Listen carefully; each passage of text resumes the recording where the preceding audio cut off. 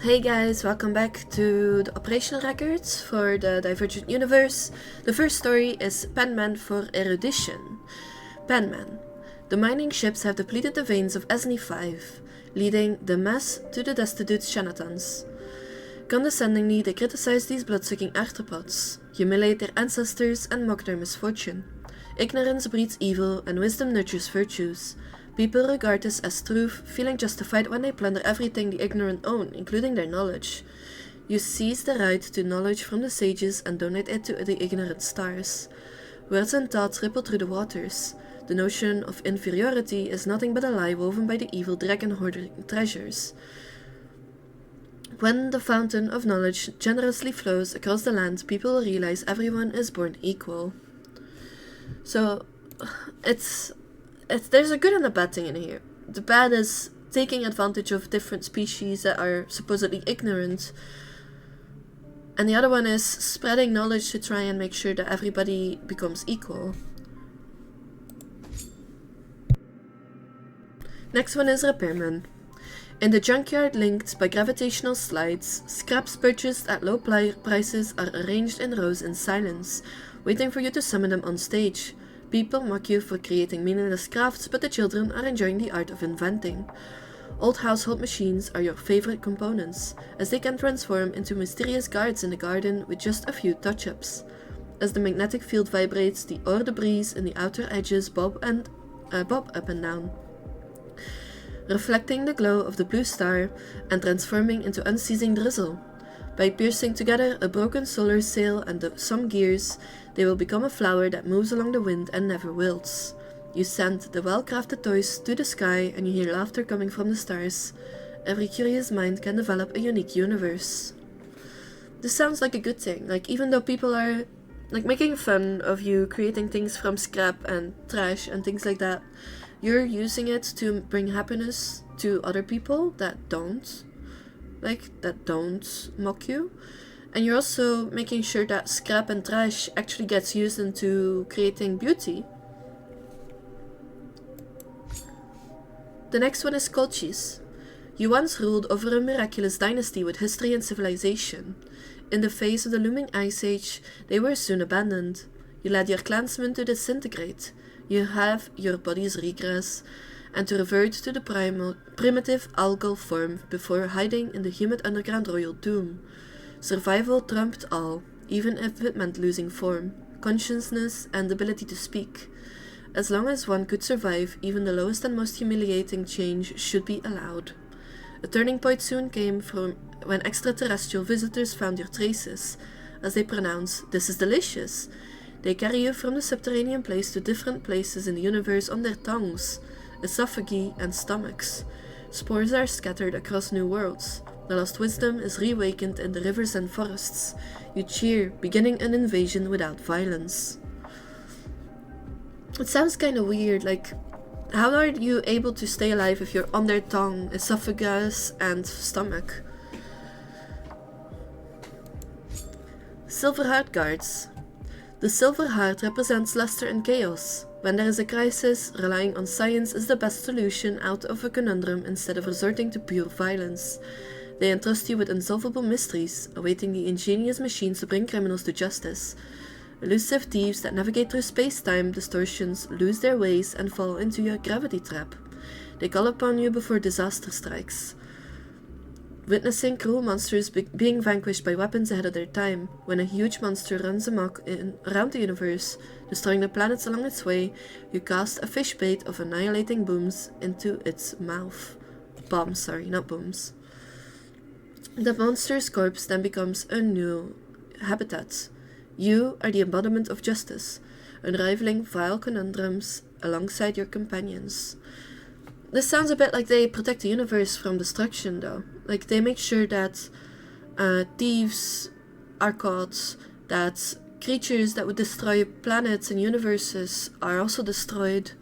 It sounds like a good thing for a universe. Anti-organic Liquidator. You walk on a barren planet that used to be teeming with clamorous organic life, at least before the rise of the star. You are perplexed, wondering why such flawed objects that are full of logical fallacies can dominate the universe. However, you don't need to figure it out because the correctness of the anti-organic equation has been verified numerous times. You adjust the receptors of the sensors upward by 31 degrees. You seize the spaceship of the pursuers who overcame the Emperor's forces and arrived here. After eliminating them, you will also move on to the next planet. High thermal energy attacks are approaching, which aligns with the algorithm's estimations. You will lose the right side of your spaceship in 3.95 seconds, standard time. The equation has started operating. This affirms the definition of organic life. To conserve energy, please seize the attack in 7.22 standard seconds. I don't quite understand this. I think the barren planet refers to it being completely destroyed by the swarm, maybe, and that's why he's asking himself how such flawed objects are able to dominate a universe. Maybe that has to do with it. The next one is Useless Scholar. People are far too obsessed with the allure of knowledge, using it to erect towering walls and fences, locking themselves away in such absurd prisons. They place wisdom, wealth, and power onto scales of value, attempting to measure the universe's truth with humanity's standards like a comical farce. You craft pencils that weave tales, capable of telling a grand tale of heroes defeating doomsday beasts with just a few of them. You forge cleaning machines that can dance, but just when their graceful waltz takes off, the floor is strewn with dust yet again. They are angry, spouting that this is the worst invention, and that knowledge should usher in prosperity and the future. But you know that knowledge is nothing more than clay in the hands of children. No matter how grotesque or parody they need it, as long as it puts a smile on people's faces, all effortful endeavors will reap their just rewards. This one has an extrapolation rewind. Visitors stare agog as they see a group of fish swimming through the air, upon which you are mounted. These flying crafts with their micro-engines lack any load capacity, and just one person's weight would require dozens of crafts to bear. Someone once wanted to change them into spy drones, but it's frankly impossible to ignore a goldfish slowly wagging its tail through the air. Not only were they surprised, but the guests gradually came to realize that the rumors regarding you were most likely true. One young scholar boldly inquired about the reasoning behind your research. Oh, what a fantastic question. Because it's beautiful or because it's cool? Beautiful. Obviously, this was not the answer they wanted to hear. Opening the display cabinet, you find two televisions that can spit at each other. They can only spit onto their screens, meaning the spit never goes onto the other's faces. This is among your proudest inventions, and it leaves visiting merchants with a look of utter disdain on their faces. Just as I wish, or what a great invention, right? I'll just go with a great invention. They'll be gone very soon and will no longer bother your life, and you can finally quietly open up another door so that the real visitors can come inside. Only they can truly appreciate your work, offering heartful exclamations about these useless steel creations. My dearest friends or my coolest friends. I'll go with dearests. Despite everyone telling them not to talk to this wacko, the kids can't help but swarm into this amusement park, no matter how many times they've visited before. They say you're simply the coolest scientist in the world. It's kinda cool though. He's making things for kids to make happiness, not to actually be useful. It's a little bit like how we have those wheels.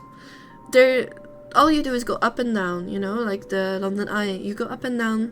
But the whole point of it is that when you go up, you're able to see everything and the beauty of everything around you. And that's the whole point of it. It's not being useful, it's bringing a sensation and emotion. The next story is Astral Ecology School. It also has a rewind function, but I'll have to read it from the site. The boundless expanse of the star-studded sky casts its sublime shadow that enshrouds myriad worlds. Listen carefully, and you can touch its pulse. The murmurs of stellar helium flashes. The silence of the black hole's accretion. Spots of light, both bright and dark, flowing between it. Proteins, organisms, and civilizations crawling onto the riverbank, opening their curious eyes. You measure its history, from its uncooled past to its probable future of heat death, assessing the dynamics of civilization and the alteration of celestial bodies. The majestic expedition ships are migrating species. Void-song whales and muti fungi will decompose the residue of the cosmos. The might of the gods is but a torrid current in the sea of life. The stars are a magnified ecosystem, composed of matter and energy, where a stretch of lake and stars clustered across the sky are fundamentally no different. You will deconstruct and restore the secrets of the universe, indulging yourself in a stunning vista measured in light years. The rewind function goes as follows. You lie in a sea of gooey colloid, as though tottering atop something jelly. And like your colleagues who only pander to the IPC, it's always been your dream to perform in-depth research on weird little creatures like these. Comet cicadas, who roam the stars while carrying their nests with them, secrete their saliva into a huge gooey pool, which helps maintain their own physiological functions, while providing a vacuum breeding ground for many microorganisms. A tremor pulses out from the depths of the ocean. You rush to wear your warp jumping gear before darkness overwhelms your vision in an instant. Or, there's two options you get, I'm dizzy, or it's dark. You quickly poke your head out of the ocean, and reflect in your pupils is a grape-colored stream of liquid gold surrounding an edge of a red giant star, like a bolt of silk on a fairy's shoulders. The goo that pervades the subspace field implodes, launching the comet cicadas out of into the world, so out of it into the world most likely. This is how many creatures hitch a ride and end up successfully spreading the seeds of their life out the planets. There are even some Aya people who exploit this ocean, using sticks and stones to establish ancient colonies on several planets. The two options you get are the beginnings of civilization or the beginnings of savagery. You open your Astral charts, and the recorded coordinates are for a ring that's about to be connected.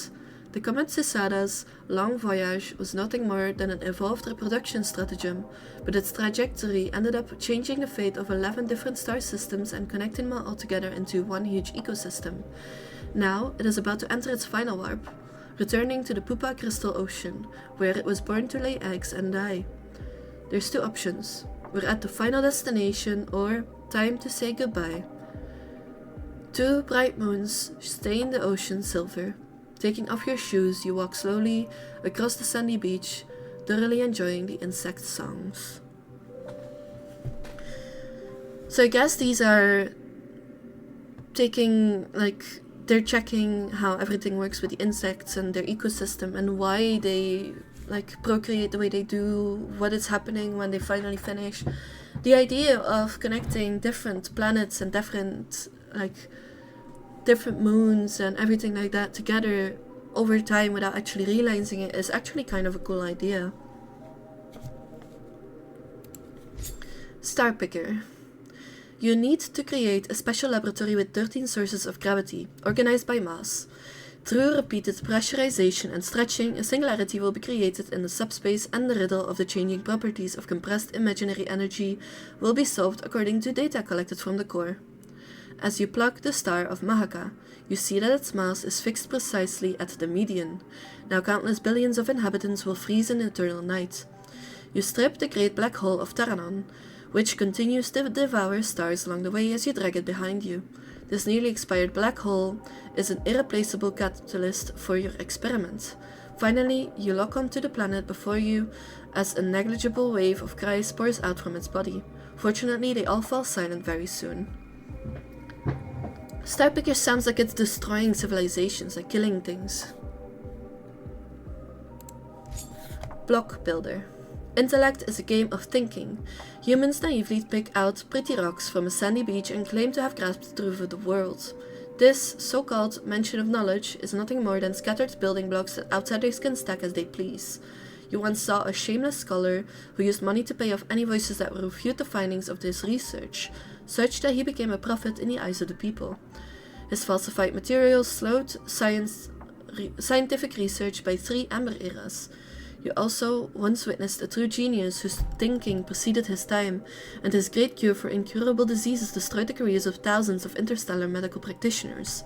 He was therefore regarded by these doctors as a lunatic and committed to an asylum. If that is the case, why can't you be the person to hold the building blocks? Knowledge is no more than an illusion. As long as people believe, even a worm can win debates against the stellar gods.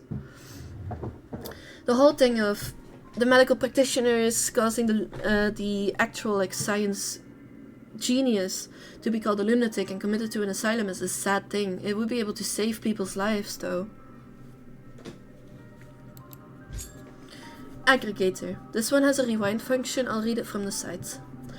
One body with one pair of eyes. The creator placed all humans into the husk of infinitely sized seed, yet limited them to a finite lifespan. So scholars carved diamonds into brains and forged eyes of liquid crystal, out-of-body organs to serve as extensions of the flesh. Humans entrust thinking to the extrapolation of support equipment, a collection that perfectly combined like cogs melted into a single beating heart, offering silence to your birth. The thoughts of the collective gather, and net crawlers infinitely provide information on thinking and browsing. Their bodies form your neural ganglia, and the machines in their hands form your sensors. Some say that you have no free will, and you're just a commonality of collective thoughts. Others say that in the blindness of reality, you are the one that chooses on behalf of all. Everyone is you, and you are everyone. You are the decentralized thinker. You are the ghost in a distributed machine. The Divergent universe goes as follows. Yet another order. It comes from the thoughts of individuals. 93% of members simultaneously generated a similar decision. You can sense that though you've always strived to avoid some simulation between them, time is still ceaselessly devouring the differentiation between individual humans. According to calculations, your thoughts will soon descend into a terrifying deadlock. In order to maintain your rate of evolution, you require a greater database and more varied cognitive nerves. Merge more members, actively induce variables, or eliminate excess individuals. I would say actively induce variables. This method cannot change the flow of the collective, much like a river leading to sea or an expanding red giant. What has begun cannot be so easily stopped. As you are born from the unification of thought, you must absorb the opposition between people in order to maintain your own consciousness. However, once opposition also becomes commonality, you shall return to no more than simple emotionless polymerization of data, no more than a group impulse. When there is no longer any discrepancy in thought, commonality also dies. The two options you get are shift members' cognition or change members' outlooks. You modify the intensity of the electrical stimulation to the members' brains and alter the retrieval paths of their external thinking organs. But this is a drop in the ocean in the face of the even greater flow before you. The increasingly unitary group consciousness is gradually turning around to assimilate your calculations and strangling your capacity for independent thought. You were once so free, with billions of heads and devices through which to move. Now, you are locked in here, ready for death with no resting place. The two options you get are, I want to live, and I'll just go with the flow. The database is overflowing with redundant information. Though your mind has so many copies, your thoughts irreversibly revert. Blank. It sounds like it dies in the end, like even if you try to get a full database of all of the ideas, all of the thinking, eventually you'll see some things as redundant. It's a bit sad. Candelagraph Inspector. How do you discern the right or wrong of words?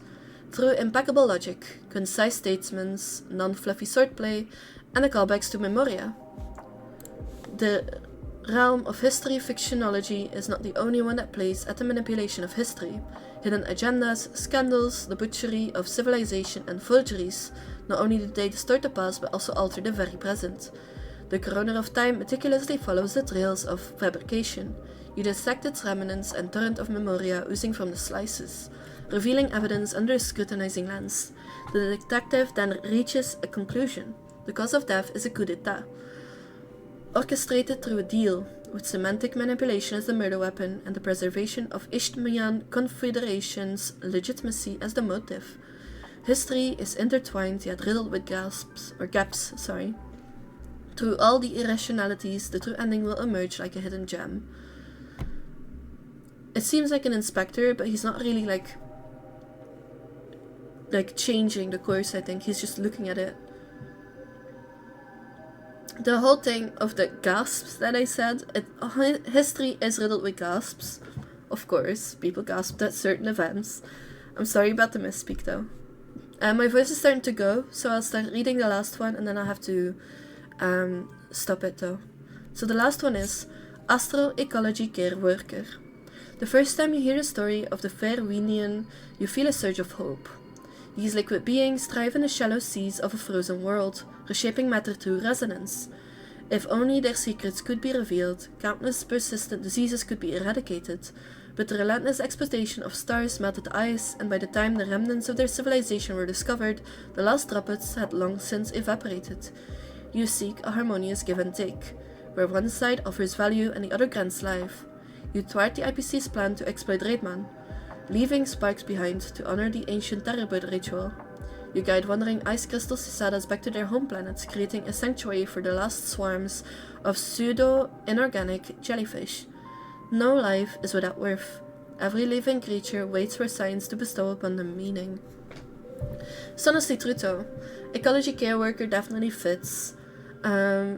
It's sad that, for example, the thing that we also do, we cut trees and in the process we destroy entire civilizations of insects, creatures, species. It's not really a civilization in the sense of the word, but it's more like, we destroy a part of their life.